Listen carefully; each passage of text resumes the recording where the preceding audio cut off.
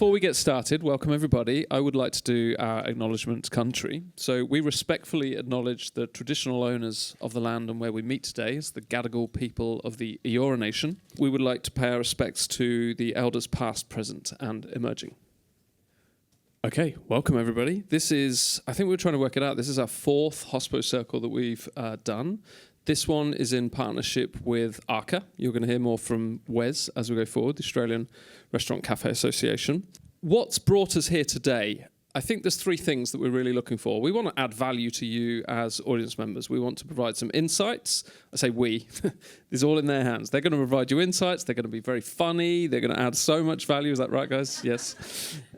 We also would like it to be a moment of connection and belonging for you all as well. Like we know how hard the industry is, how consuming it can be from a time perspective. So particularly on a Monday where maybe it's less like that, just give the opportunity to be with each other, be amongst friends and have that moment of connection and belonging as an industry. And of course, we just want to have great fun, have great food, have drinks, so go wild. Okay, the topics that we're going to be covering today, we're calling this the state of industry. So there's really going to be a couple of areas. We're going to look at the current state of the industry, and there we're going to be exploring a couple of things. Firstly, the unavoidable thing of the economic impacts of the moment that we're going through right now and how that's impacting business and the industry overall. And we're also going to look at diner data. What's the trends and the data telling us about the current moment that we're in?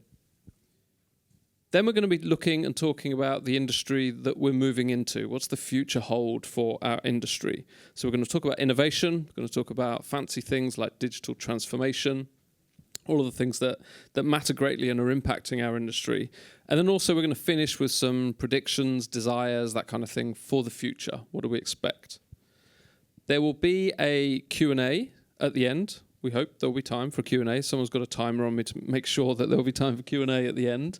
I believe, yes, if you scan that QR code, you'll be able to pull up the Q&A system. It's called Slido, where you can type in whatever you want. It will come through and someone will probably hand me an iPad and we'll ask the questions at the end for the panelists.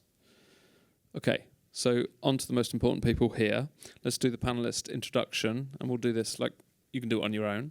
I'd love for you to cover a couple of things. And remember, this is just the introduction, not 20 minutes, so keep it brief. But what do you do and what path did you take to where you are right now? And also a little bit about you outside of your work. What's your kind of main hobby and passion, or what takes your time outside of work? Let's start with Andy. Shoot. Repeat the question just quickly. So you're just nodding at people in the audience. Crowd, yeah, sorry. Giving the Queen wave. Yeah. Who are you and what do you do and what took you to where you are now? I'm Andy. I've got a couple of little kind of restaurants around nearby here. Pellegrino, just around the corner. Bistro 916 in Potts Point. Clam Bar in the city. Soon to open under Clam Bar, Neptune's Grotto. I think that was my introduction last year when I did this talk as well. Still waiting to open. Well, I don't know if last year... Yeah, still waiting, yeah. The approvals are all... Yeah. So the second part of the question was what occupies you and your time outside of work. I think there's probably one answer that's pretty recent for you. Yeah. What occupies... Well, I've just had a baby, so you know that. So that's been a little bit of a sea change, I must say. Prior to that, I guess I was work. I really I didn't have much in the state of hobbies that wasn't restaurants, and that was much my chosen path. Is that I was, during high school and just after high school, I guess I toyed with music and lots of artsy kind of things. But after moving to Berlin and kind of realising how far behind I was on the musician scale, I came back to Sydney and really focused on hospitality, kind of 100%. In terms of, hobbies, I watch a lot of YouTube, like lots. I'm addicted. Yeah, it's like a vice, rather than yeah. But I really live and enjoy my work. I love the people I work with. I really love going to work. I'm a bit of a pain to be around most of the time because I just kind of waste everyone's time and fart around. But, I think hospitality is a lovely thing to do that in. It's, very much about not just the customers, but the staff are happy as well. Yeah. Well, good to have you. Congratulations on your ongoing success. Wes? Thanks, Drew. Wes Lambert, CEO of Australian Restaurant and Cafe Association. I see a lot of members in the room. Thank you for joining. We are the newest industry association in the accommodation food service industry, and we represent restaurants and cafes.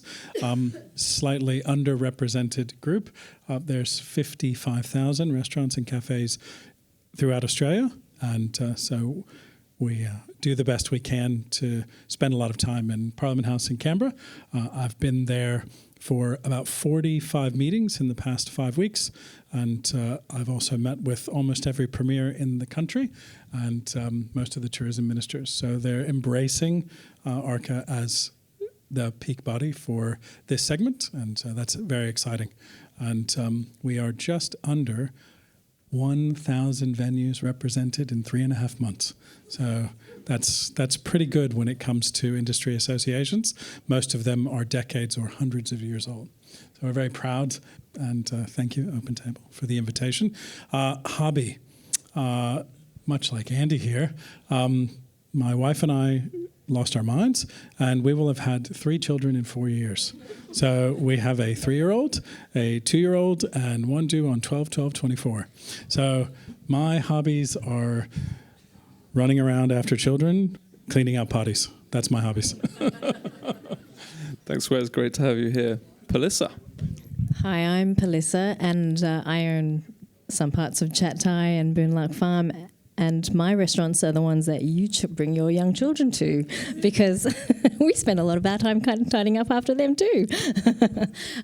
So I grew up in the hospitality industry. My mother started our restaurants 35 years ago.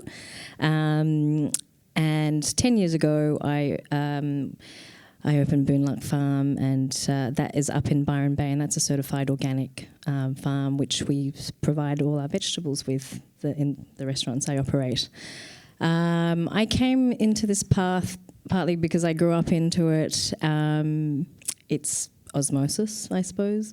I grew up alongside my mother, kind of watching her interact with diners, interact with staff, going on trips with her to find suppliers and farms and whatnot. So and then I kind of decided that I didn't want to do it. So I left, came back 10 years later, and I'm still doing it 15 years later. So Great to have you with us. Thanks, Palissa. And Alex? Hi, I'm Alex Pritchard, culinary director of Iceberg's Dining Room and Bar and a few other restaurants along with Morris Terzini. My story isn't quite as inspirational as Palissa's. My journey into hospitality basically just started out of necessity. I had 2 choices: either force myself to be good at being a chef or have a really shit life. So I chose the first option, and to be honest, I didn't love it straight away. It took I grew up in the country. I'd never eaten an oyster before. The first time I ever ate an oyster, it's burned into my brain that it was just the most disgusting thing in the world.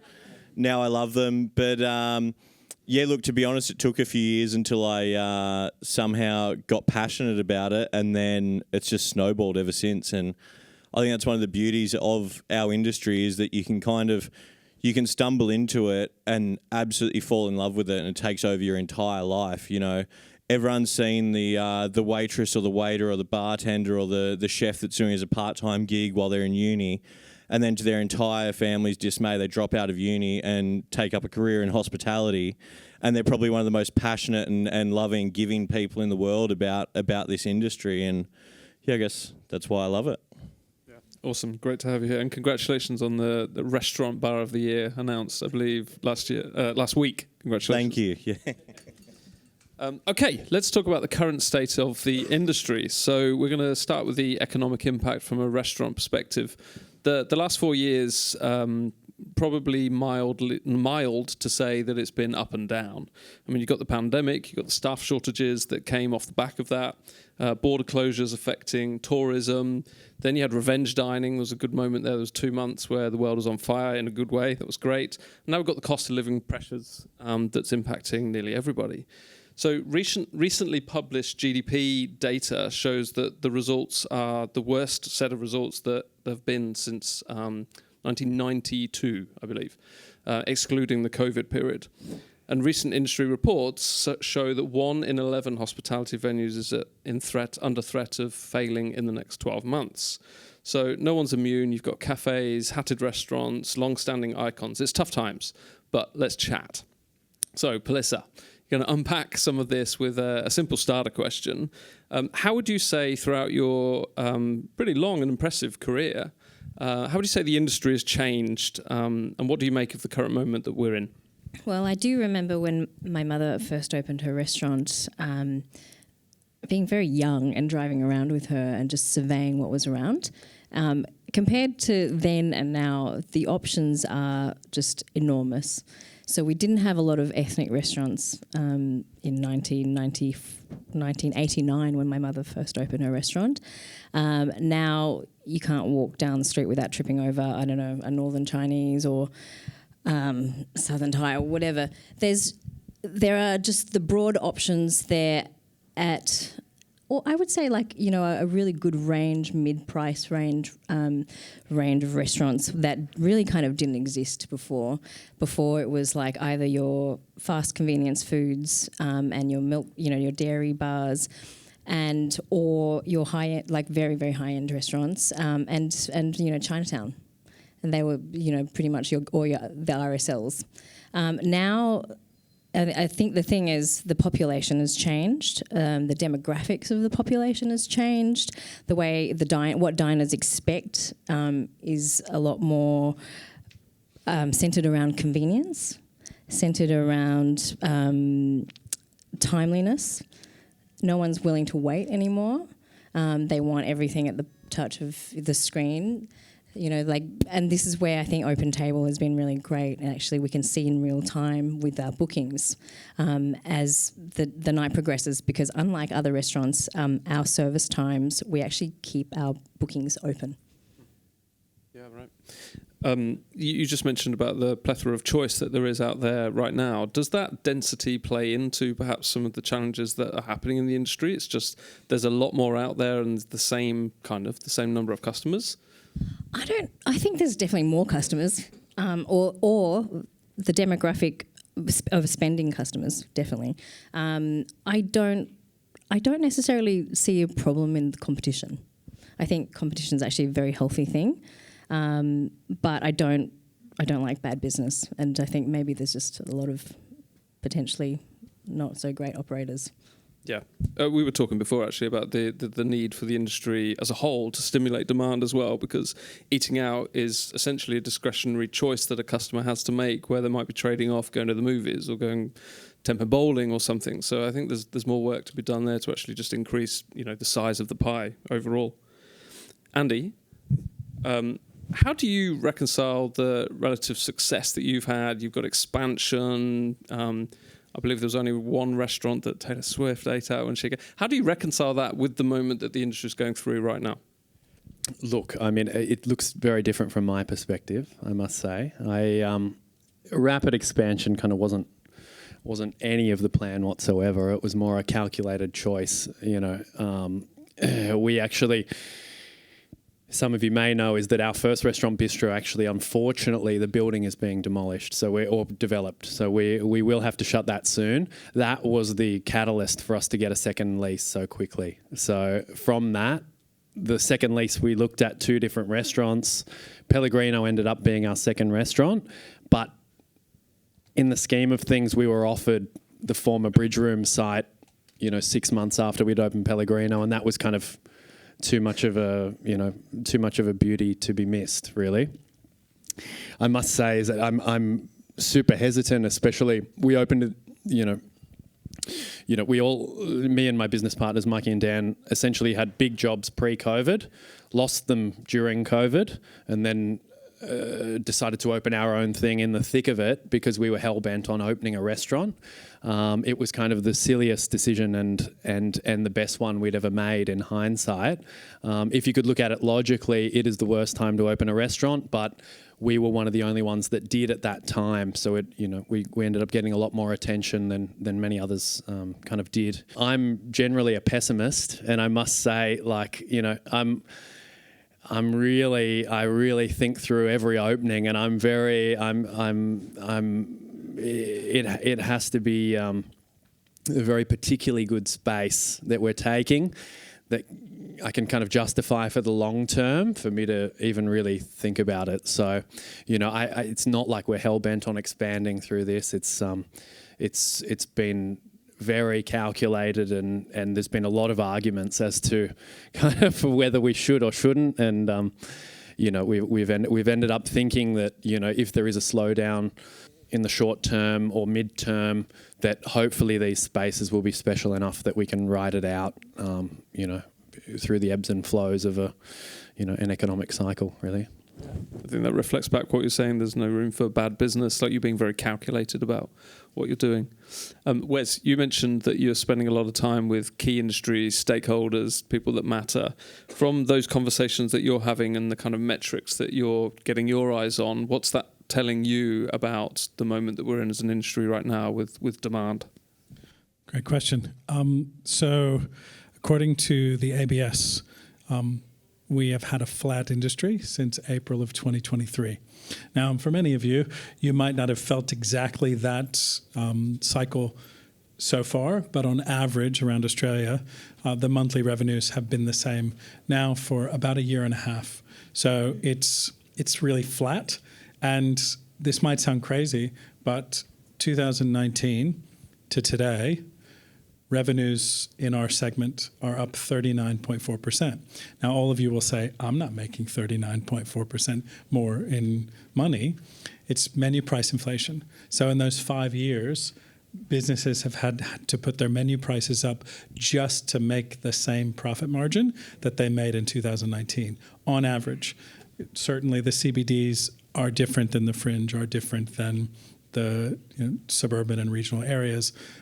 But ultimately, it's really been a flat industry. And there are multiple main focuses in terms of that advocacy that you're talking about. And they're around the migration, the cost of doing business, and the dreaded surcharge ban that's being considered. Yes. So flat revenues increase costs. That's not a great set of ingredients. Let's flip this over from an economic impact perspective to customers specifically. So Alex, what shifts are you and your business seeing in terms of what customer spending is happening, and how does that impact your culinary strategy for icebergs? I guess it's an odd one because we're seen as a restaurant that before even entering the door, people have this perception of it being insanely expensive, and that it comes with the territory. It comes with eastern suburbs, with Bondi, with a view, with being an iconic restaurant, if you want to call it that. People have this idea of the dollar figure you're in for as soon as you walk in.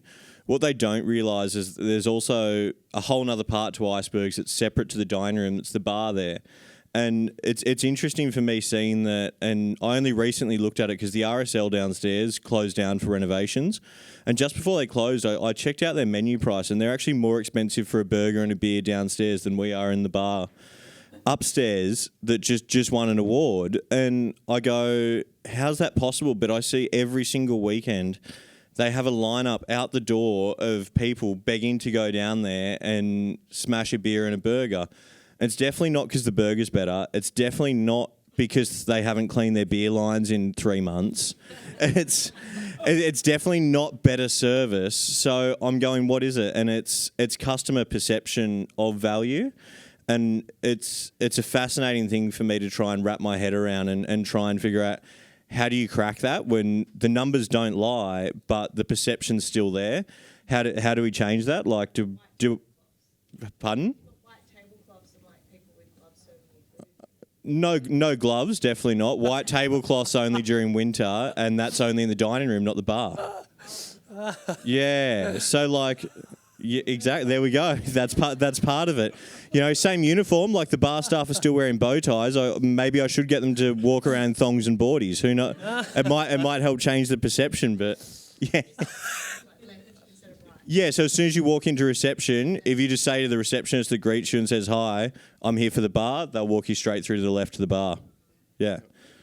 Yeah. So from that perception point of view, does that impact the decisions that you make with what actually goes on the menu and how you go to market with it? Yeah, definitely. And look, where the bar in particular is an example where it's such a strange mix of demographics, where you've got the tourists that want to come in and have, one cocktail and take 45 photos of it. Then you've got the regulars that come in and come in every single week and happily want to order, lobsters and ribeyes and caviar and all of that. And then you've also got people that are just drop in for a drink or want to have a fish and chips. Or there's people from the pool downstairs that want to come up after they've had a swim and come in their boardies and have a burger. Somehow managing to cater to all of those different people in this one space, keeping them all happy, and then somehow having these insanely talented people on the floor managing to change their face and personality between table to table instantly is, it's a bit mind-boggling, to be honest. Yeah. It's quite the challenge. Sounds like a good problem to have, but it sounds like a problem for sure. Yeah. So Wes, you spoke previously about the restaurant side costs revenue. From a diner perspective, is there any reporting or insights that you've got about diner demand? Another great question. So around the country, the diner demand is changing. So where the dining is happening is changing a bit. So as I said before, the CBDs, the fringe, and the suburban and regional areas. So in the CBDs, on average, not you, down about 30%. So that's about the average in the CBDs, is down about 30%. The fringe is flat. So the restaurants that are right on the edge, they're just close enough that suburbanites can dine there, but just far enough away from the CBDs. And then those of you who have restaurants that are further away in the suburbs or in the more iconic areas, they're actually reporting that they're up. So it's really one of those. It's a three horse race at the moment, and it makes it kind of difficult because when you're speaking to parliamentarians or stakeholders, if they live in an area where the restaurants are really busy, then they don't believe you. And when you're trying to activate the CBDs around the country, and the dining capitals of Australia, the dining areas are sort of shifting. So there is a shift towards Southeast Queensland. There's a shift for calculated decisions. There's a shift towards South Australia. It's just where the diners are going to dine, and a bit of the data coming out of the tourism departments, and a bit away from your standard Sydney and Melbourne. Yeah, and I think you're right that everybody's reality is the thing that's right in front of their face. When you take OpenTable data and zoom all the way out and look at Australia overall, generally the trend year to date has been one that's been lower year on year. So diner demand is lower, though interestingly since July, so basically in August, there was a bounce back. It's a fairly, I think there might be something on the screen right now. Yeah, it's a fairly erratic bounce back. It's certainly not a linear progression. And it's not to say that's what everybody is experiencing, but it does feel like on the consumer side right now, there's a bit of a collective decision being made of, are we being pulled into this economic hole, or is this something that we're just going to spend our way through? It feels like an important few months for the industry coming up. One quick one is that the spend is changing where? So pubs and hotels and clubs, as you said, they're enjoying a little bit of a tick because of that perception of value, as is quick service. So your Guzman y Gomez and your fast casual, they're seeing a bit of an uptick. Okay. We're going to talk a little bit more about trends and customer preferences. There's a couple of emerging consumer trends that we see in our data. There's quite a few. I'm going to call out two. First of all, solo dining. Hands up here who, it's probably not right to ask people in the industry, but hands up here who is comfortable and actively goes dining out on their own. I'm not talking about QSR, I'm talking about okay. Not in this country. Why not in this country? Okay, all right. Last year we saw a 12%. Compared to last year, we've seen a 12% year-on-year increase in solo dining. That's spurred, we believe, from what we see in the data, mostly by the comfort that Gen Z. I have to say Gen Z. Sorry, Gen Z. That demographic. So then we've got information around popular dining times. So I want you to throw your hands up based on. I'm going to say 6 p.m., 7 p.m., 8 p.m., 9 p.m. Which of those would be your favourite dining slot? 6 p.m., hands up. Everyone with kids is early. Yeah, right. Okay. 7 p.m.? few more. Bit traditional, yeah, 8 p.m. Who goes later? Anyone for the super late, 9 p.m. onwards? Maybe one or two. Yeah, right. So growth in 6 p.m. sittings outranked all other time slots. So far, year to date, year on year. 7 p.m. remained flat year on year. There's decreases in later sittings, so especially for 9 p.m., 10 p.m. We're getting less and less continental Europe. We were in a meeting today where this literally being discussed. The dining times are getting earlier. Brunch. Do you think that's based solely on customers not wanting to go out or restaurants culling their hours and not being available? Yeah, I think there's an availability question as well. And I think like most things that we're experiencing as a trend at the moment, there's some kind of impact coming out of COVID. I think people wanted certainty and they wanted at a time that it was just convenience. They didn't want to be out late. So it was like, let's lock it in for an early time, get the reservation. And I think that habit has continued. And then you've got the tail wagging the dog type thing, which is, well, we won't make the availability at 9 and 10 p.m. You've also got the lockout laws. Yeah, exactly. Yeah, absolutely. Like that absolutely. Especially in Sydney. Absolutely destroyed it. Second sitting. Yeah. Absolutely destroyed it. As a restaurant, then how would you bring it back? Because just from a business point of view, if you can bring in that third sitting rather than two, it changes your entire business model. Yep. But it's one thing to say it; it's another to be willing to put the wages there, do zero covers for months on end. Yep. And still be paying the wages. First, you've got to remove the white gloves. Yeah, my bad. Yeah, throw the bow ties in the bin. No. I mean, it is a challenge. What's Iceberg's strategy there to try and get 3 out of what could otherwise be 2? We throw parties, to be honest. And look, not constantly. Morris is a firm believer in the late night economy and dining out late. Our answer to it essentially is throwing parties. And look, granted, we aren't doing it every single week, but once a month, whether it's a bar takeover, whether it's Dan Fontaini's orchestra that just played on Saturday night, things like that, then change the mood, and they've given people a reason to go there. And I think that idea of dinner and a show kind of locks people in. Lockouts kind of ruin people's idea of dining out, then going to experience something afterwards. Whereas I think if in venue we can give people an experience past food, drink, service, then that dinner and a show idea, that does help bring people into the idea of I'm in this room already, I've paid for my ticket, I'm getting this show, I'm going to enjoy it all night. Yep. No, I absolutely see that. And you've just answered one of the upcoming questions, so I'm going to come back to you for more insights on the collabs and the likes that you have going on there. Brunch also making a comeback. We see 10% increase for 10 a.m. bookings as well. Pelissa, what have you seen in your business in relation to dining times? Does the stuff that we've talked about track with your experience? So my business is unusual in that we don't close between services. We open early, we open at 11 and we close at 10. Now, as I was walking out this evening to come here, I walked out of the restaurant about 4:50 and pretty much 90% of the room was already filled and more waiting to come in, and a lot of it was families. And that's what we see throughout the weekend as well, not just the weekdays.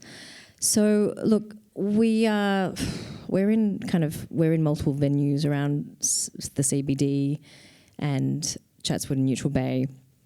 Our CBD venues get that tourist family group in during the 2 p.m. to 5 p.m. mark, and then after that it's kind of so workers, office workers, or after for dinner, people coming into town.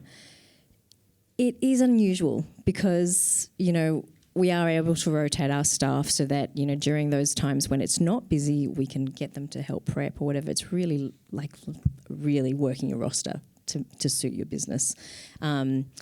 And I find that if you are open consistently enough, people know that where everyone else is closed, you're open, they come. And that's something I learned from my mum. All right.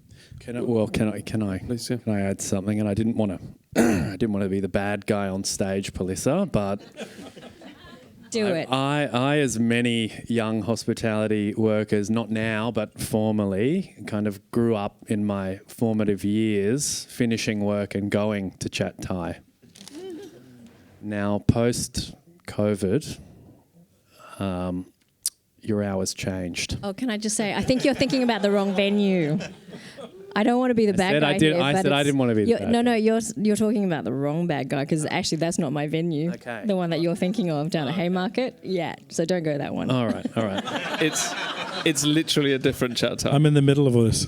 All right. Am I correct? Well, I'm in Randwick, Oh, no, that's not mine either. Westfield, look, well, I mean, take the point then is that we grew up going somewhere after work, after we finished, and I'm sure heaps of the people here had the same thing. But there's literally, and this may be chicken and the egg, or dog and the tail, as you said. But it is an absolute ghost town post COVID. There's been a few brave souls who have tried to do late night. It is a really hard thing to get going. You have to essentially eat the costs until you build a reputation to do it. I literally, on one hand, could only feel half of it with people that have succeeded, but something genuinely has changed. But it doesn't help that OT is like after 10 p.m. too, right? Yeah, I know. But like, I mean, the other option, apart from the Thai town chat Thai was no. I know. But I'm just explaining or digging myself out of the hole. It was Golden Century, which clearly closed. They were, I mean, you'd see 5 waiters standing there until 4 a.m. every night. But there's still options. There's still things. I know Golden Century doesn't exist anymore, but I think part of it is the perception, or at least the attitude in the industry. And just talking from a hospitality point of view, I've got those same memories you do as being an apprentice, and some of the most best bonding moments I had were at Golden Century or the former Chat Thai in Thai Town late at night. Those are memories that are important for me. But I see my staff now, and I don't see them at midnight at the end of the shift going, hey, I know we're all broke as shit, but why don't we go to Golden Century and we can share a fried rice? Like I remember doing that and not being able to afford to have pippies there, but I'd go there and have a fried rice. But now there's Royal Palace, there's Exo Pippy, there are other options, and there's heaps of other joints. Royal Palace is. It doesn't open past 12, so yeah. Isn't it open till 2 a.m.? No. When they started, yeah. Oh, they've but not stopped it anymore. Yeah, that's kind of what I'm saying. Is that Ari-san, Korean fried chicken? I'm sure there's a couple. Yeah. But my point I'm trying to say is I think like part of what the lockout laws killed was the desire of people to go out at that time. And seen in the hospitality industry, surely we should be the number one supporters of that late night economy. I'm saying we are. Yeah. I'm saying we 100% are, and that actually there's been a maybe a disjointed, almost COVID broke the rhythm on that. And that's where we're sitting now, is that unfortunately the new apprentices, the new hospitality people coming in aren't eating out because there is actually nothing to go, or there's very little options. Not even just hospo workers, but like kids coming out of concerts these days. Like I went to pick up my daughter from the Horden the other day, and afterwards she was like, let's go and eat something. I'm like, it's 10:30, everything's closed, sorry honey. So you have to fix this. Yeah, I'm working on it. Okay, let's move on to the future state of the industry. I feel like we've started scratching the surface of that with some needs that exist there in terms of opening hours. So we are seeing increasing levels of innovation, probably necessity being the mother of invention. So businesses are really looking to survive and thrive. New business models, new revenue streams, such as pop-ups, tiny dining, collabs, one-off unique experiences. Our data shows that Australians are increasingly looking for that specific experience, something that's a particular experience, not just the meal, such as tasting menus and one-off dining events. And there's revenue in it as well. So customers that book those types of experiences, the one-off stuff, in Sydney over the last year have shown to spend 35% more on average compared to a standard booking. So that there is money in it. Alex, I'll come to you because you mentioned some things about this, both when we were talking earlier and just before. Something that Iceberg seem to do a terrific job of in terms of creating distinctive dining experiences. Can you tell us a little bit more behind the thinking of that and some examples of what you do? So I guess part of it started pre-COVID, at least. Research that Diageo presented to us. We used to go away on these weird little, kumbaya things where we'd all do team bonding and shit. Diageo did a presentation where they said basically the biggest growth in alcohol was based around experience. It was people wanting to seek out an experience with their drink rather than just seeking out a drink for its own purpose. That made us realise that, hospitality was going to go down the same realm. So we started thinking, okay, how can we provide an experience that's past food, drink, service? And that's where, we got some things right and we definitely got some things wrong. And there's also some things I can't explain along the way, and it chops and changes. One thing that we've noticed is going for less capacity, less numbers, and a higher ticket price works better.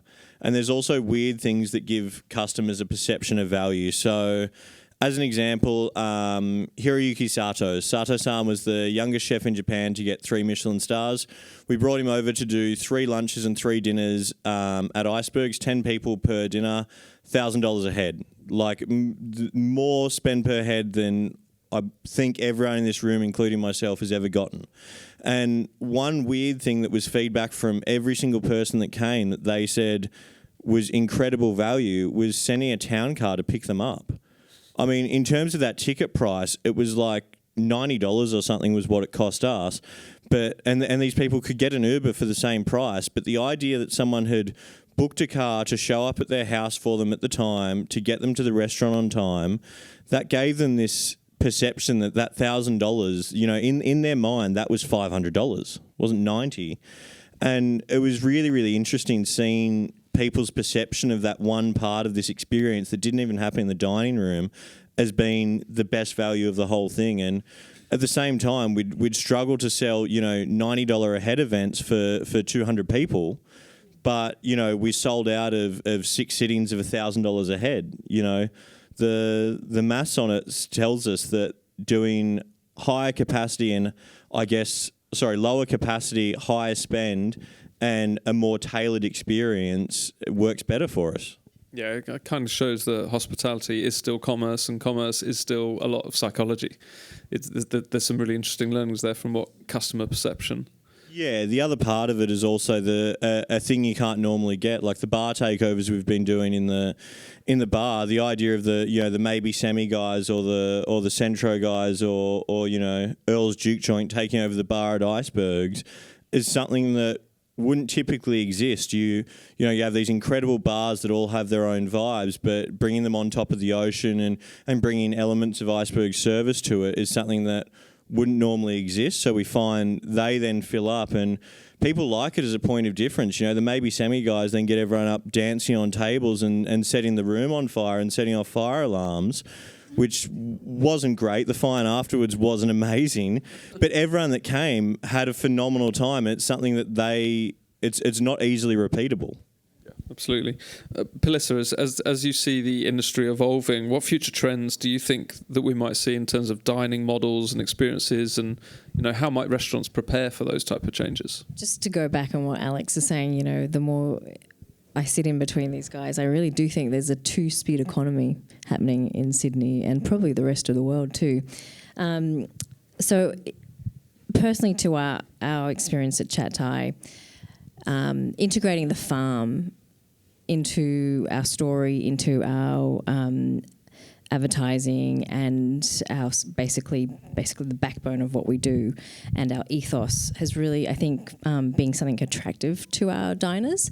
And more, in the beginning, it's been like a 10-year journey where we've been saying to people like, hey, we're growing our own holy basil. Now we're growing 70% of our greens and all the vegetables and the herbs and everything that we use in our restaurants.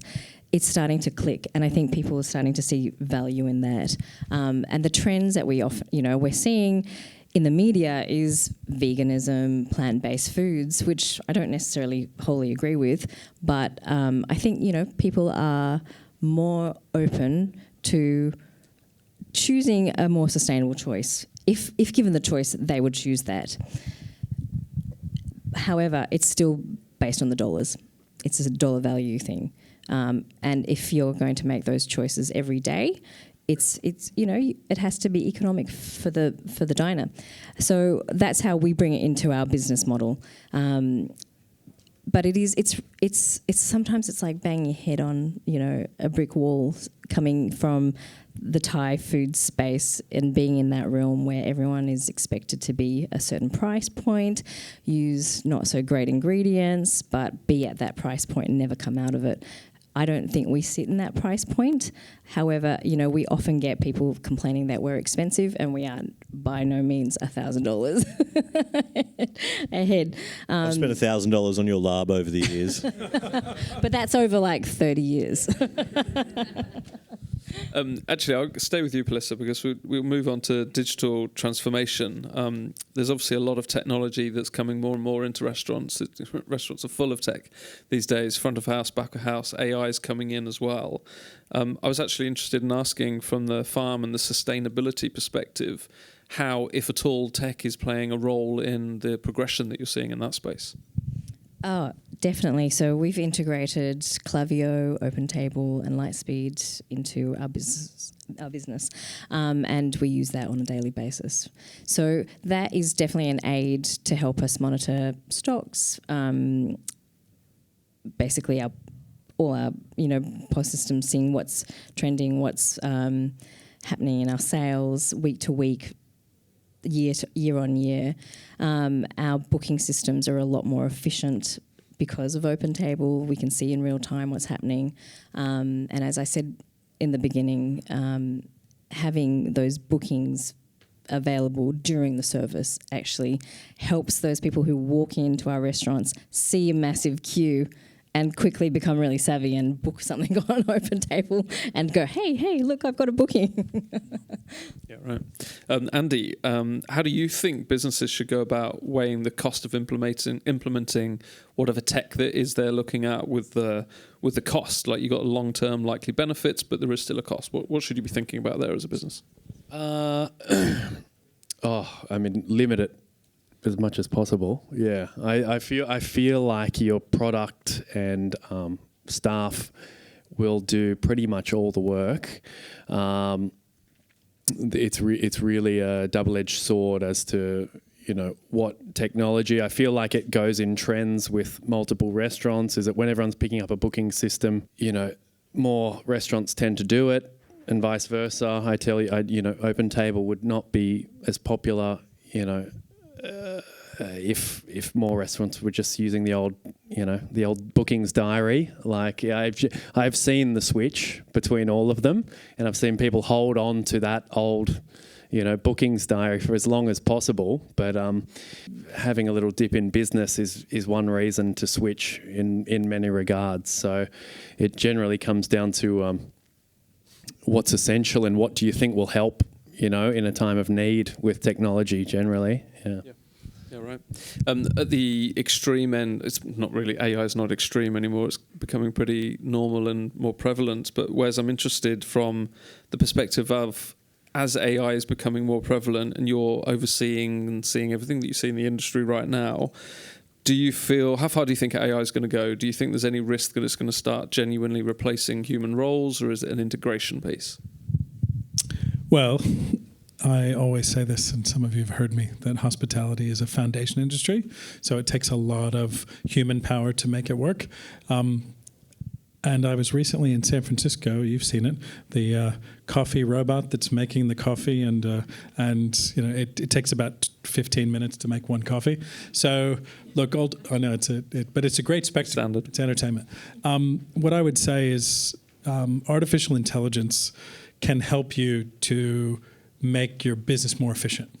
Menu engineering, content for social media, taking even making pictures based upon what those experiences that you'd want to have. People dancing on the table at maybe Sammy's and recreating that. I think from the point of view of engaging your audience, especially Gen Zs and late millennials and soon to be Gen Alphas, my kids and your kids, and What are they called? Sorry, Gen what? Gen Alphas. I don't know. Okay. All right. Yeah, Gen Alpha. Gen Alpha. Okay, all right. Yeah, they exist. They were COVID babies, but now they're Gen Alpha. I think it's really important to be looking at AI for how do I enhance my business and how do I take the data that I get from OpenTable and your other technology sources and then put it through AI, and it actually can create menus, and it can do a lot of the heavy lifting for you when it comes to creating ideas outside of maybe your sphere of ideas.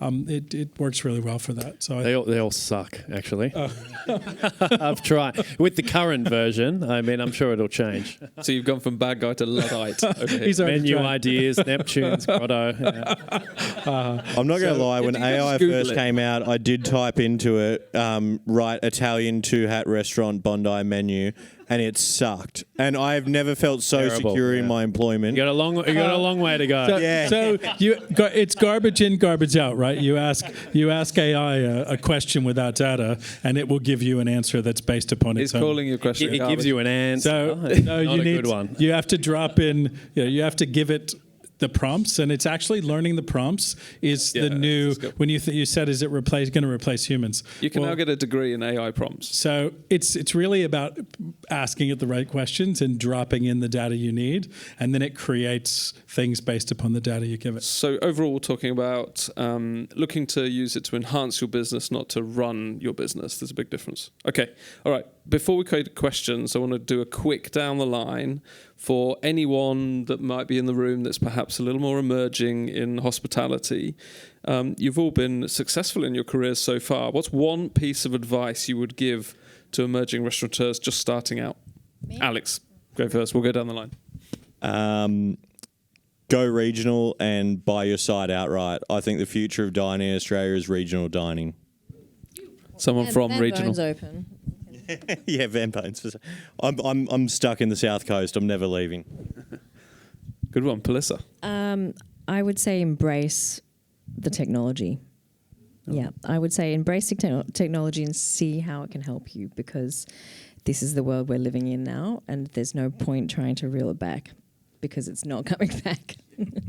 There are some few gems out there that just completely disregard it and run their businesses nevertheless, and they do really well, but they've got the secret formula. And like as a new up and coming person, unless you've got that secret formula, it ain't going to work.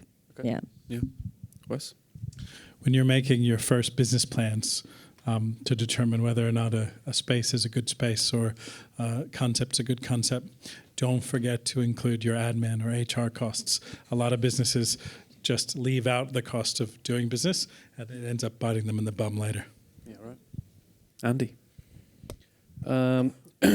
Look, it's a tough one, you know. Like there's no formula to success, and anyone who's opening their own business is aiming for success.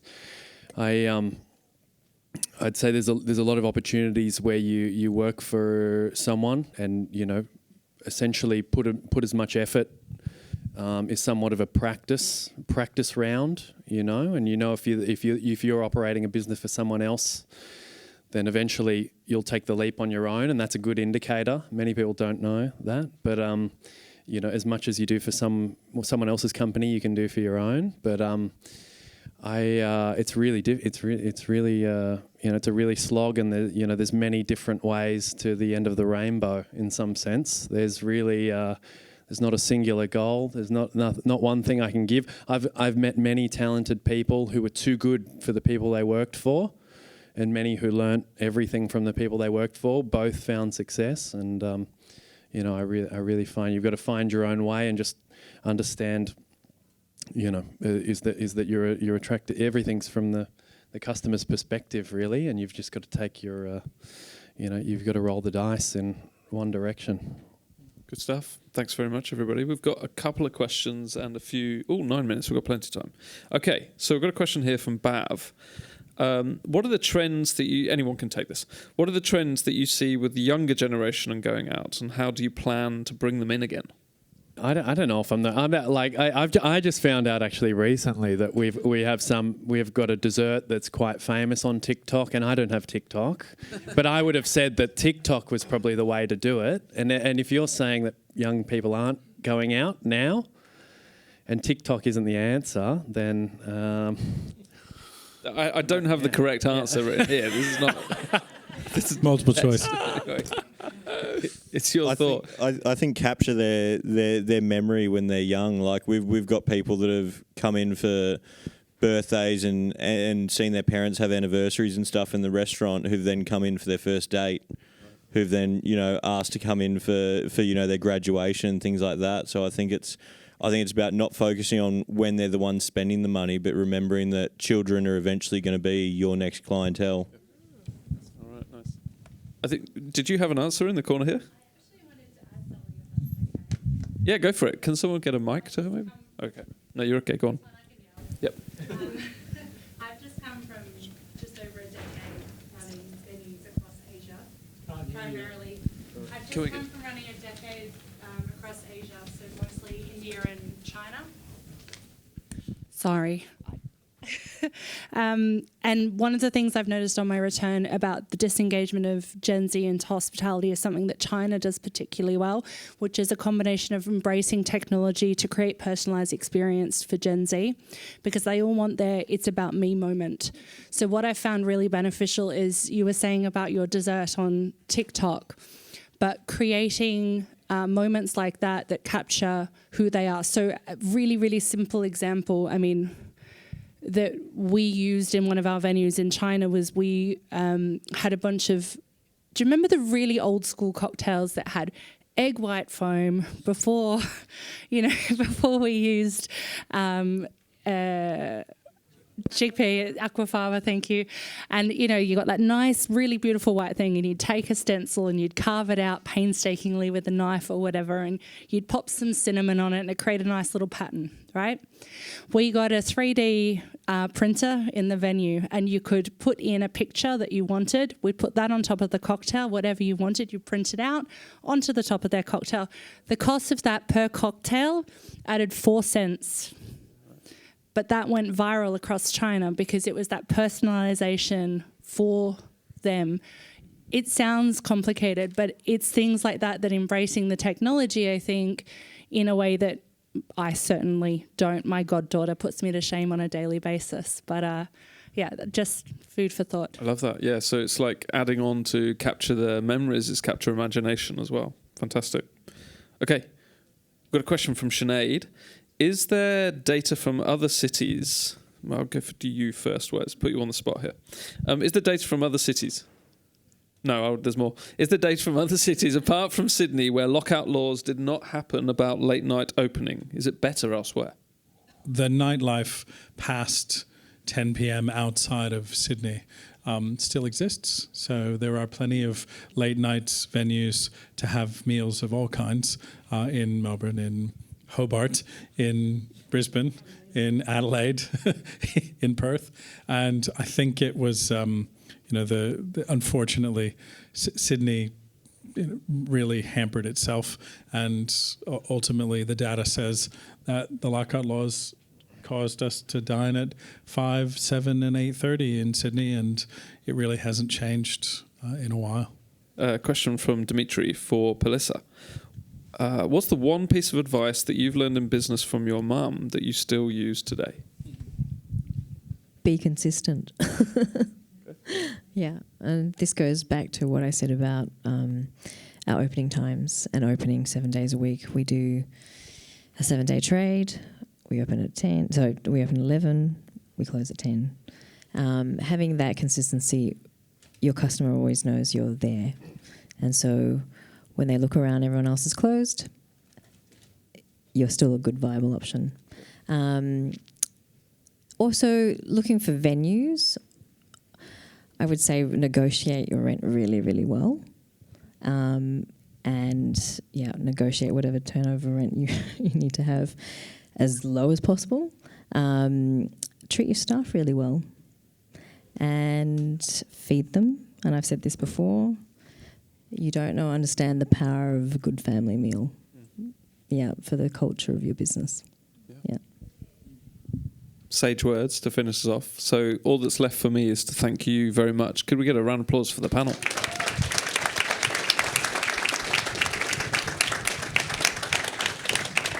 Thank you very much, everybody. I hope you've enjoyed everything that's been spoken about this evening. We've still got some time left for drinks and food, so make your way through and enjoy the rest of your evening. Thank you.